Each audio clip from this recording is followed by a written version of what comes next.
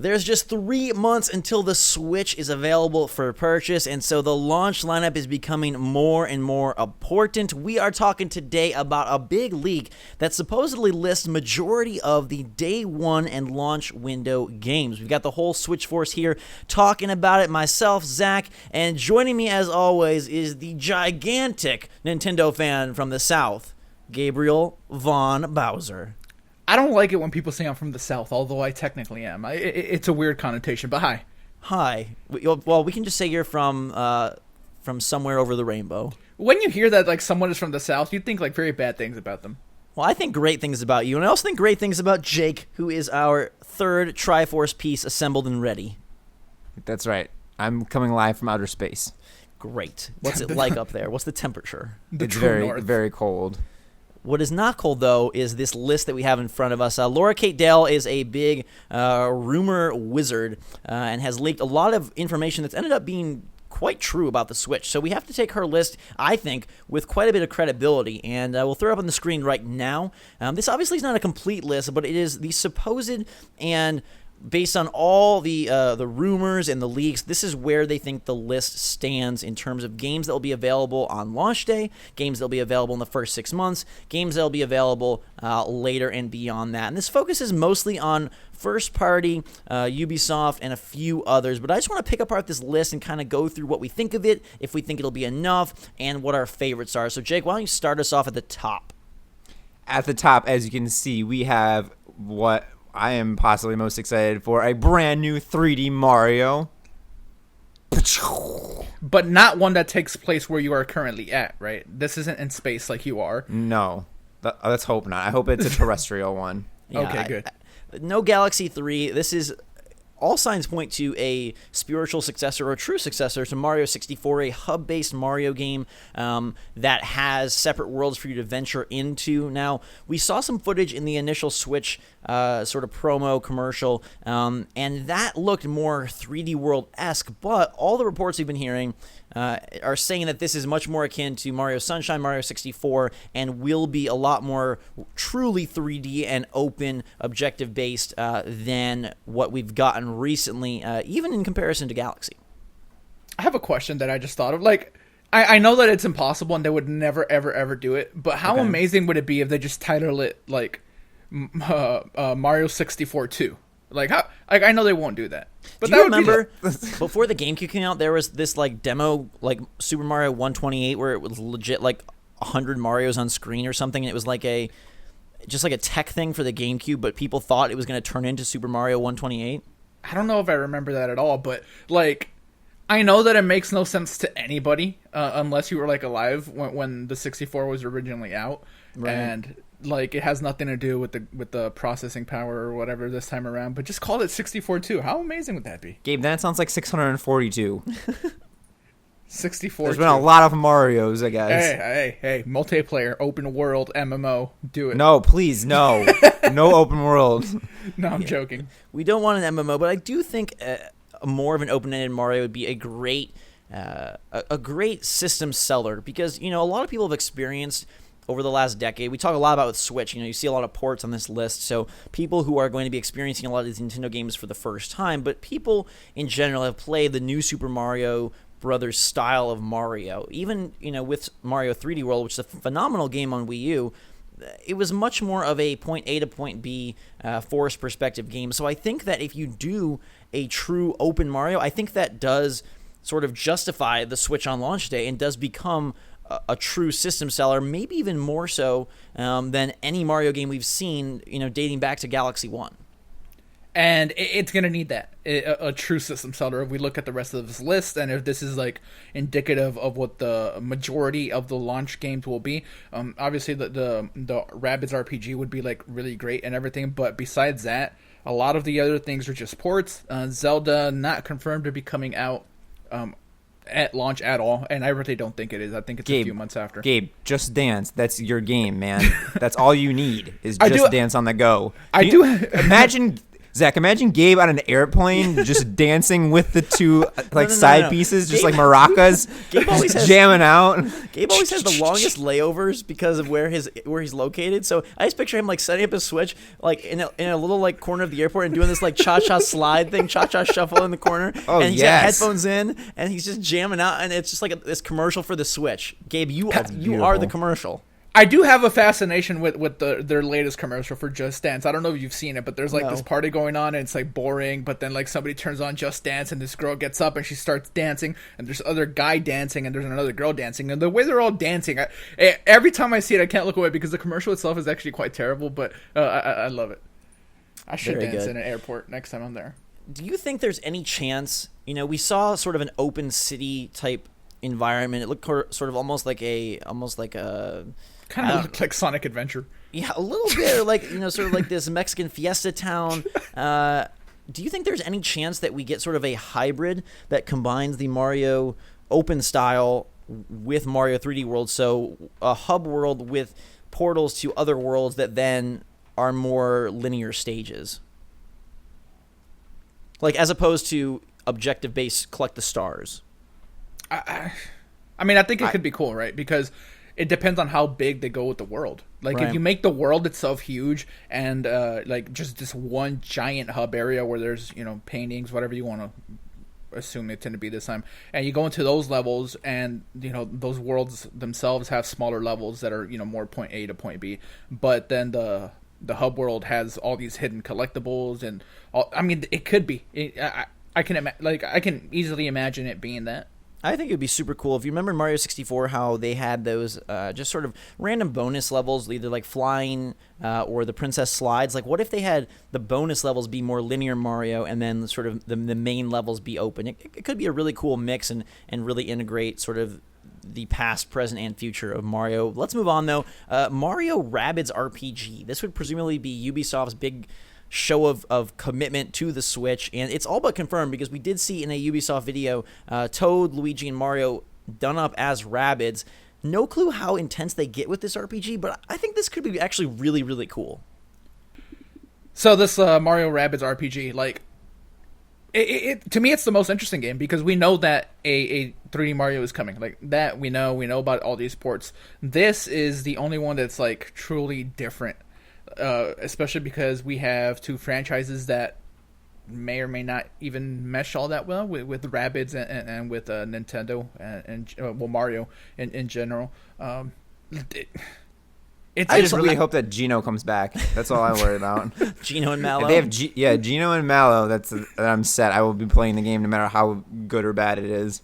I just like the idea that it's a crossover. That's something that Nintendo rarely does. Like, we've seen, Mario and Sonic, and I don't even know if that's a crossover, but this sounds much more like a true crossover, which is something that, to me, is incredibly appealing given Nintendo's roster. And if they learn from some of the Paper Mario sort of downturns, maybe they can, reel this back more to a true RPG, which, to me, then, would one, fill a great a spot on the launch lineup, but also be like a really potentially fun and exciting surprise game. Okay, so when they say Mario and Rabbids RPG, right? Like, what are we thinking? What was the name of that game where they go inside the belly? It was a Mario and Luigi RPG. God, I'm blanking out on the name so hard right now. Superstar Saga, Dream Team, Partners in Time. I think it was. I feel like it was more recent than that. You guys don't remember this? It was on the DS. You went into was it Bowser's Stomach? I believe you were in Bowser's Stomach. Do you guys not remember? Oh, okay. Here it was called Mario and Luigi. Bowser's Inside Story. Yes, correct. That was in 2009. I wrote a review for that game, by the way. That game was so cool. So if this is like that but bigger, since it is on the Switch, which is technically a home console, that would be amazing. You wrote a review for that, by the way? Yes, I did. Wow, I love that game. It's a really good game. Yeah, it is. So yeah, if they could do something like that, I think that could bring a lot of enthusiasm. Let's talk a little bit about the ports, because we see the Splatoon port being touted as possibly a pack-in. And then later on in the first 6 months, the launch window, you've got the Mario Kart 8 port, Mario Maker port, Xenoblade X port, Smash port. Gabe, you're a big proponent of like, hey, this is a new generation of gamers, so they haven't played this. But how do you feel about a lot of Nintendo's first year lineup being taken up by Wii U sort of, hand-me-downs. Well, we made this point before when we had a previous conversation. Splatoon sold 4 point something million copies as of April of this year. So insanely successful for a new IP. Yeah, especially on a console that is in many regards a failure, and it didn't sell as many as Nintendo would like. So the fact that this had such a big attach rate for what the Wii U eventually ended up being I think people really like Splatoon. I know you guys really love Splatoon. I think Splatoon is super fun. Is it going to be this big esport thing that they make it out to be? Of course not. But they need a multiplayer-focused game for launch. And based off this list, we don't have one.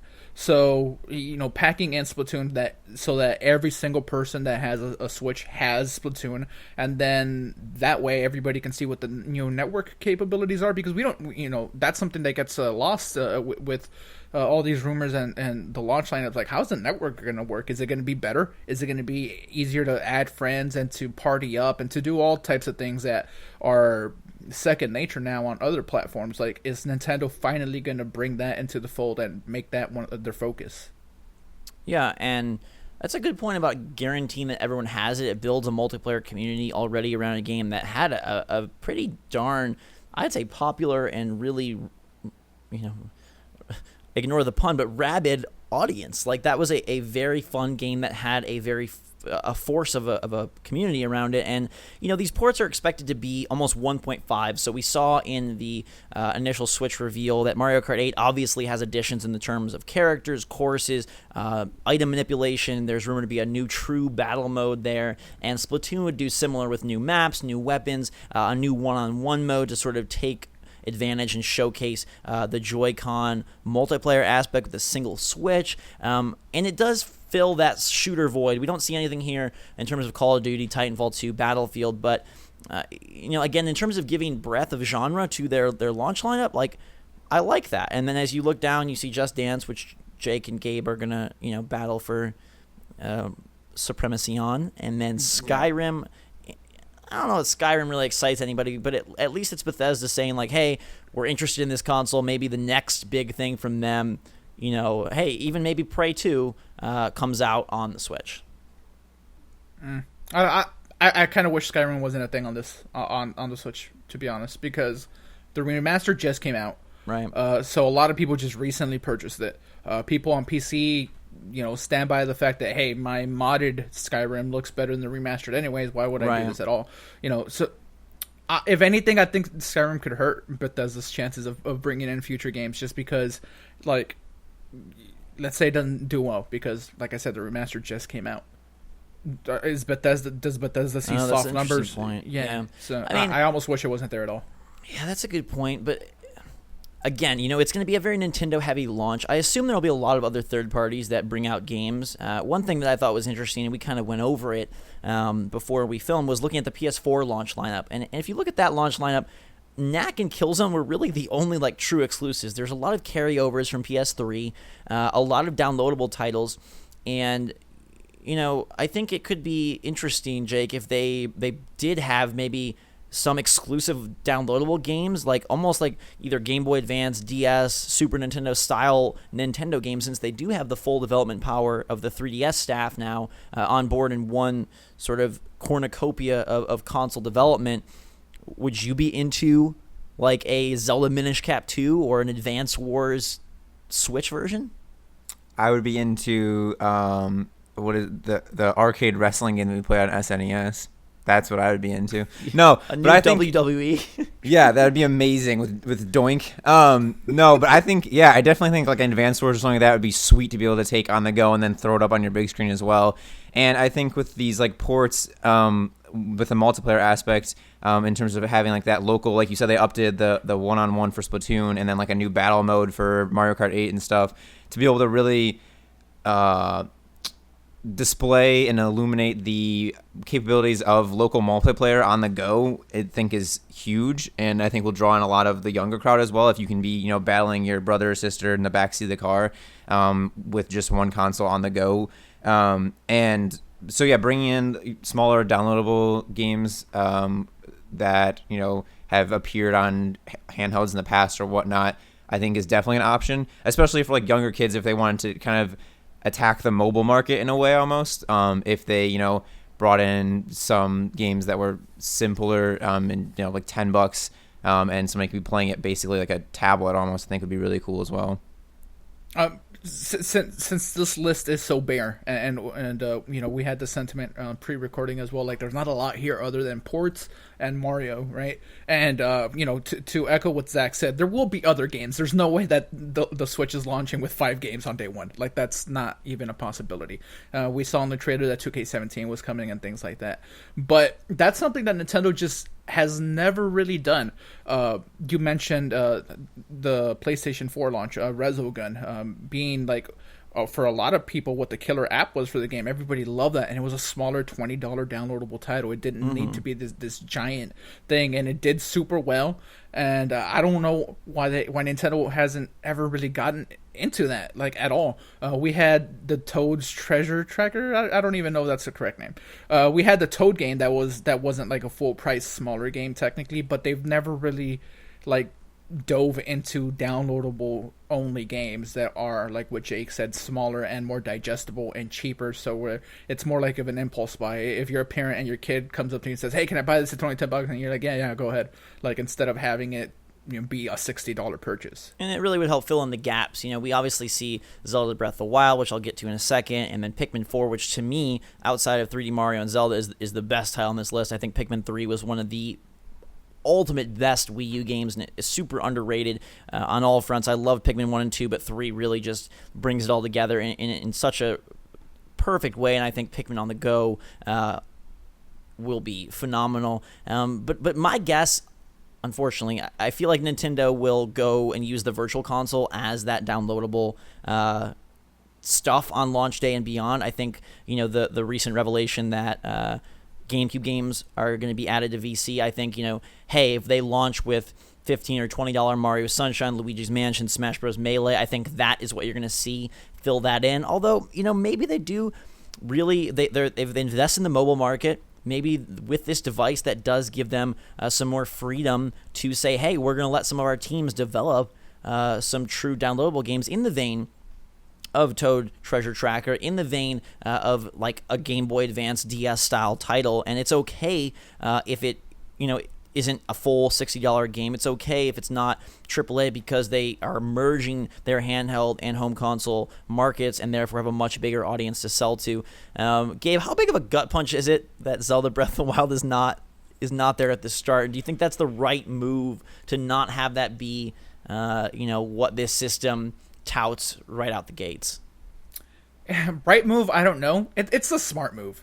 Like I think that sending a new 3D Mario and Zelda just to both be like day one launch titles, it sends everybody to the store right away. But as we've seen with Nintendo, they're not like great at like keeping great stocks of actual hardware in stores. Like they have a legitimate problem with that I would love to talk about in a separate video. But space them out. It's a smart thing. Unfortunately, like we love Zelda so much, we've both played it quite a bit, and like it's the reason a lot of people bought the Wii U, and now hopefully it becomes the reason a whole bunch of people buy the Switch, and like it's actually going to come out this time. But while we were having this conversation, you mentioned you didn't mention it, but it just first clicked for me for the first time that hey, it's within the first 6 months, right? Mm-hmm. And this is out in March, so 6 months after March, that's what, September? Why not? Like Nintendo might just hold Zelda off to the fall, and I don't want that at all. I don't think that's gonna happen. I don't think we go another E3 seeing this game. I mean,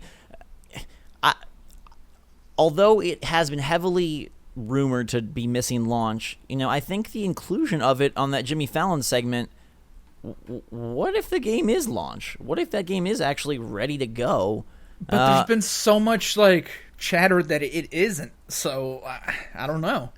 I think the only thing I can say is that with Super Mario Run and Apple's real heavy involvement in pushing that and promoting that, it's going to be demoed at Apple stores. It has front page just exposure after exposure after exposure all over the stores.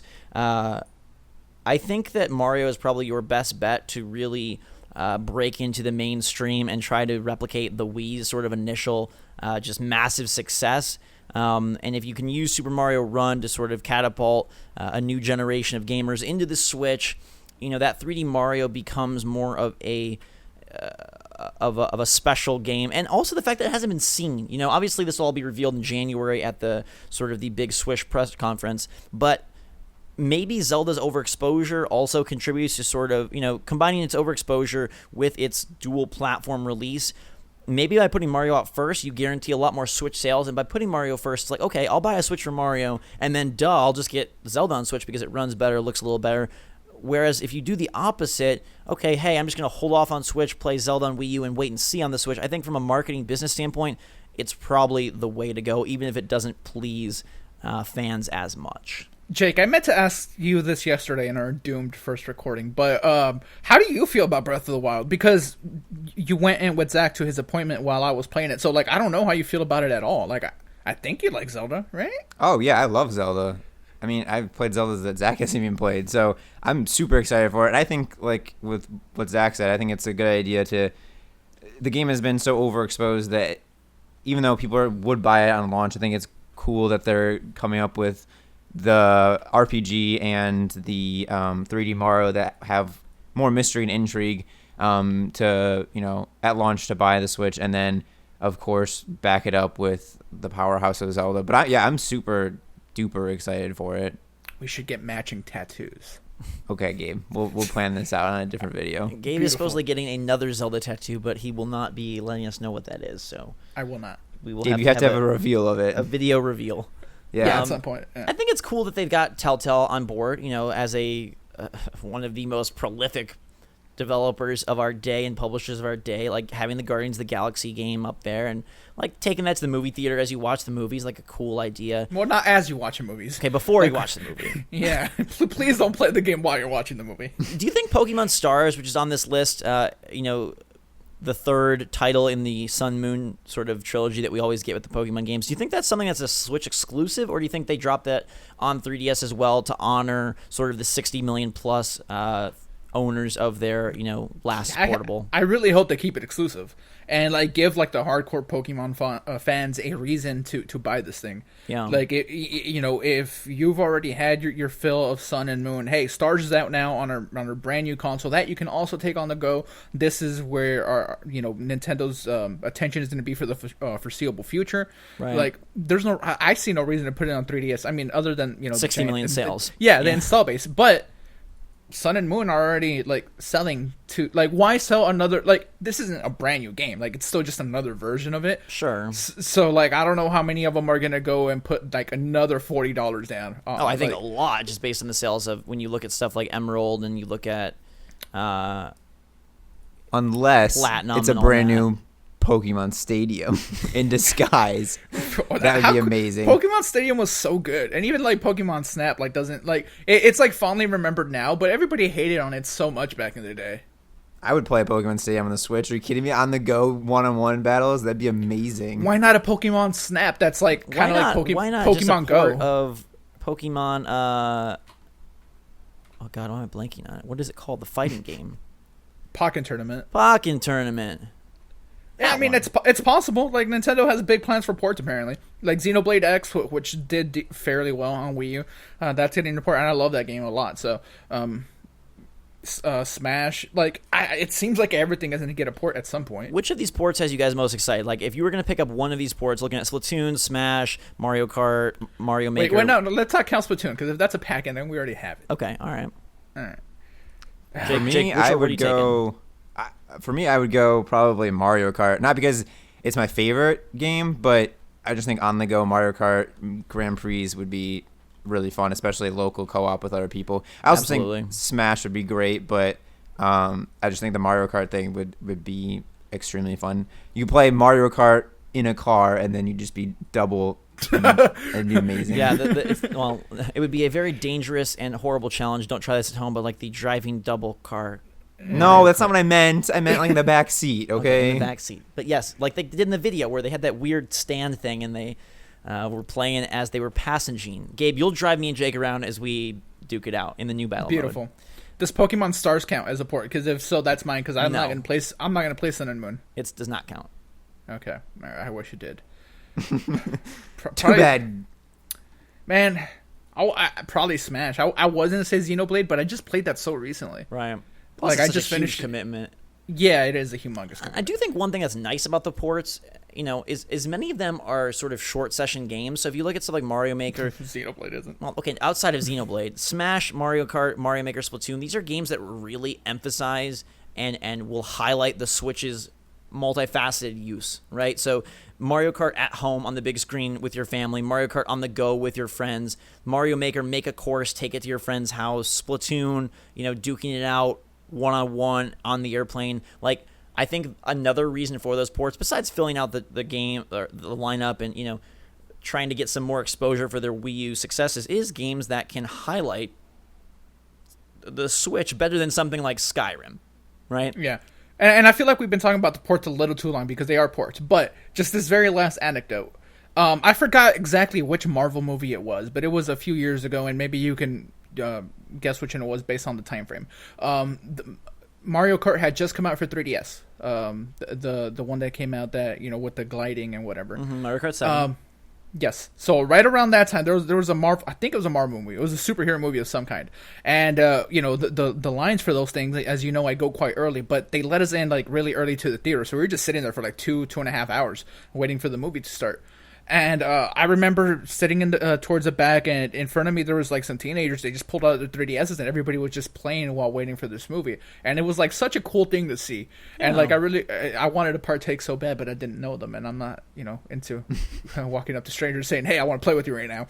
But like to see that was amazing, and hopefully the Switch can kind of like keep that going a little bit, especially with some of these ports that are more multiplayer focused. I want to play Smash with random people. Right, and it's something we touched on in our initial video of like sort of the trend right now is isolation online, and it seems like Switch is trying to bring people together, which is like super admirable, and I think if done well, can still be successful in 2017. I don't think it's something that is unattainable, and it'll be interesting to see how Super Mario Run being sort of the first non-Nintendo exposure to a Nintendo game, how much goodwill does that garner, and how much momentum does that build leading into this? And clearly it's obviously it's before Christmas, it's great for the holiday break, but I bet it is a conscious choice as well to use Super Mario Run as a sort of a piece of bait. And then you have the January Switch reveal, and that does sort of continue to build momentum to this Switch launch. Let's look at this list one more time. If there was one game you could pick, you can only have one game on this whole list, even the ones we didn't touch on, Beyond Good and Evil 2, if that's even a real thing, Sonic 2017, whatever that may be. Jake, which one are you taking? You can only take one. 3D Mario. Zelda. See, it's so God, hard. I forgot. It's so hard because Breath of the Wild is so good, and I've played an hour of it, so like I know it's so good. But I feel like this is why 3D Mario on launch day is so smart, because the intrigue of that, if it is like again like a Mario 64 successor, I feel like that to me has more pull than Zelda, just because of the sheer unknown. I don't think anything has more pull than Zelda. People I have would been wanting this change thing my for vote. years, and like, no man, it's Zelda. So if You played it, you know how amazing it is. I know even it's though amazing, but you were terrible and you didn't beat the rock boss. But Listen, I that rock did, boss and had it it felt all. great. It felt amazing. I still think if I could only ever play one, that I would go with the 3D Mario. You're insane. I don't even want to get into this. All right. This is for another showdown video. Yeah, sure. But but whatever. Like that's totally fine. Like I'm not offended by it. Gabe, I don't. you gotta I don't- pick This Just is why Dance. they make different games for different people. Yeah. Nope, can't have it. We have to all agree. All right. That'll do it for our launch lineup. Look, obviously, as things get confirmed, we'll probably revisit this list, revisit this video. But for Wait, now, we probably won't revisit this list. We'll revisit the real list that comes out. I'm going to current revisit gen. this list and see how accurate it was. That matters to me. All right. So I will revisit the list. Gabe will be dancing his cha-cha slide off in the corner, and we will return. I think we're going to also do a dream lineup game or come up with some Switch games that we would personally love to see, no matter how far-fetched they are. And before we get out of here, I do want to just reiterate a point that you made, Gabe, which is there's got to be some surprise titles on this list. There has to be. Either There's no way that a new Nintendo thing or who knows what company that they've partnered up with, but in the same fashion that it seems like every E3 Nintendo hides something. I know there's been a lot of Switch leaks, but something has to come out of that January reveal. Nintendo isn't launching a system with 3D Mario and Mario RPG being the only two big games that have it. It's not happening. Yeah. So something exciting. Maybe it's Metroid. Maybe it's Donkey Kong. Another Maybe Rogue it's a Squadron. New IP. Ooh, Rogue Squadron 4. Yes. Hopefully it's Beautiful Joe. I love Beautiful Joe. So do I. Hopefully it's Can you believe, Gabe, that when I got the GameCube, I wanted to pick Monkey Ball, but somehow I was dissuaded by my own brain into buying Rogue Squadron 2? It was actually really fun and hard, dude, at the time. For our small 12-year-old selves, it was a very epic adventure. But it was the Dark Souls of your time. Yeah, absolutely. We'll continue with more adventures soon. Switch Force will be back. Until that time, make sure to let us know what your favorite of these launch games would be in the comments below. Hit that thumbs up button if you're enjoying what we're doing. Let us know what you want to see more of. And I think for myself, Gabe, and Jake, Switch Force out.